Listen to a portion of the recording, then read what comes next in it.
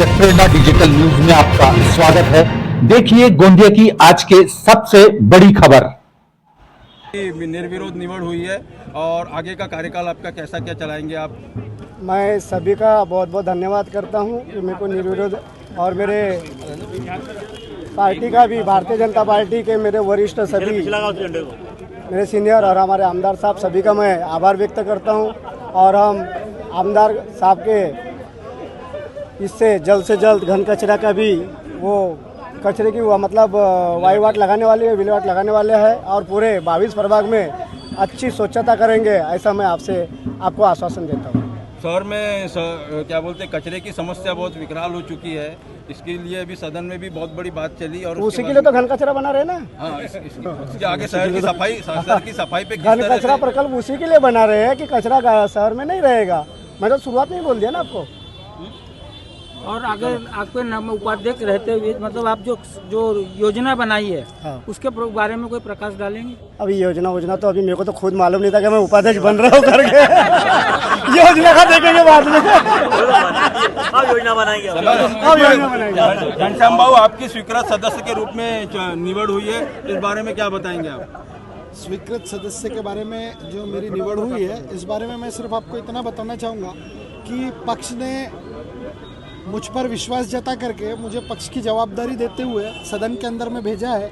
जो भारतीय जनता पार्टी इस गोंदिया शहर के लिए कुछ अच्छा करना चाहती है, जो आज तक नहीं हो सका। 1919 में गोंदिया नगर परिषद की स्थापना हुई, उसके बाद आज एक अवर्ग नगर परिषद करके अगर गोंदिया नगर परिषद की स्थापना हुई है और जो सुविधाएं यहाँ होनी चाहिए थी, उन सुविधाओं का अभाव है। भारतीय जनता पार्टी को मुश्किल से पूरे इस 100 वर्ष के कार्यकाल में एक 6-7 साल ही काम करने का अवसर मिला है।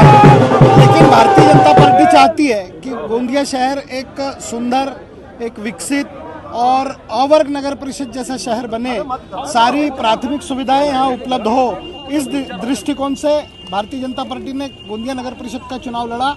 आज पूरे बहुमत के साथ भारतीय जनता पार्टी ने आज यहाँ उपाध्यक्ष नियुक्त किया। भारतीय जनता पार्टी पर गोंदिया शहर की जनता ने विश्वास किया निश्चित तौर पर। और जिस प्रकार से पूरे राज्य में भारतीय जनता पार्टी और राष्ट्रवादी कांग्रेस पार्टी की युति है, आज युति के माध्यम से पूर्ण बहुमत के साथ हमारे संतोष पटले जी उपाध्यक्ष बने हैं।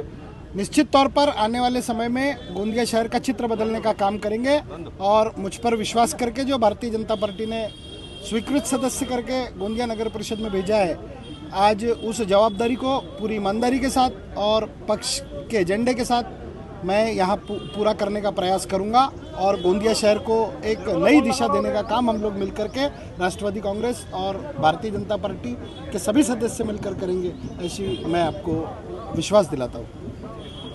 धन्यवाद। क्या बताएंगे, आज की क्या प्रोसेस हुई उपाध्यक्ष का चुनाव और स्वीकृत सदस्य के रूप में जो हुआ?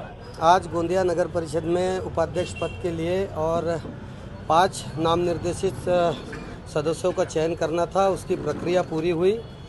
गोंदिया नगर परिषद के उपाध्यक्ष पद के लिए हमारे पास 3 नाम आए थे, जिसमें 2 नाम पात्र हुए और 1 नाम सुनील भरने जी का अपात्र हुआ। अनुमोदक और सूचक में एक ही समान नाम आने के कारण और हमारे पास फिर शेष बचे 2 नाम, तो श्री पंकज जी यादव और श्री संतोष पटले, ये 2 नाम हमारे पास बचे थे। पूरे सदन ने और भारतीय जनता पक्ष ने, सबसे पहले भारतीय जनता पक्ष ने कांग्रेस पक्ष से और हमारे गोंदिया विकास आघाड़ी से यह निवेदन किया कि यह प्रक्रिया पूरी तरह से गोंदिया शहर के विकास के लिए होना चाहिए। तो आप अपना सदस्य अपना जो अर्ज है वो पीछे ले लेंगे गोंदिया के विकास के लिए। इस पर सभी हमारे गठनेता श्री राकेश ठाकुर, श्री गप्पू गुप्ता जी और सभी हमारे सुनील भालेराव जी, सभी और विपक्ष के भी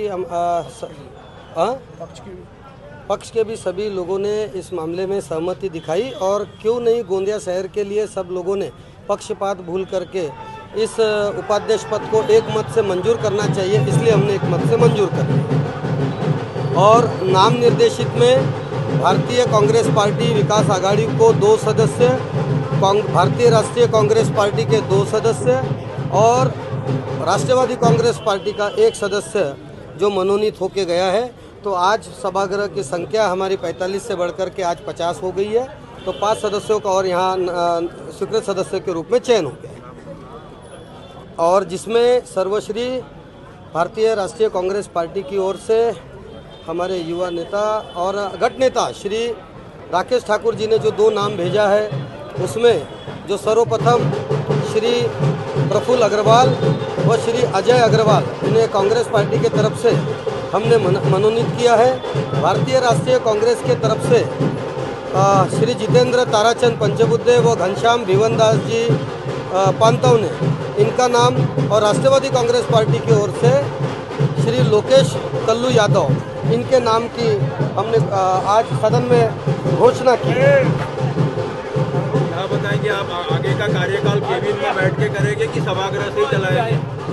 देखिए, मेरे पास आज के समय में नगर परिषद में बैठने की किसी भी प्रकार की कोई भी व्यवस्था नहीं है। मैं पहले दिन से ही, जिस दिन से चुनाव की रिजल्ट की घोषणा हुई, मैं उसी दिन से सतत रोज नगर पालिका आता हूँ। मैंने 13 तारीख को नगर परिषद के अपने पद का अपने सभी वरिष्ठों के बीच आकर के अपना पदग्रहण स्वीकारा, और निश्चित तौर पे मेरे पास आज बैठने की व्यवस्था नहीं है, लेकिन हमारे लोगों का, हमारे वरिष्ठों का, हमारे पक्ष के लोगों का मानना है कि काम करने के लिए आपको कहीं पर भी बैठने की कहीं आपको केबिन की ज़रूरत नहीं है, वो आप कहीं पर भी बैठ करके कर सकते हैं, क्योंकि हम कांग्रेस और उभाटा इस विचारधारा के कार्यकर्ता है। तो इसलिए मुझे काम करने में कोई अड़चन, निश्चित तौर पर केबिन की आवश्यकता नहीं है। जिस भी केबिन में बैठ करके काम करना है, मैं नगर परिषद में सभी जगह बैठ करके काम करने के लिए सक्षम हूँ।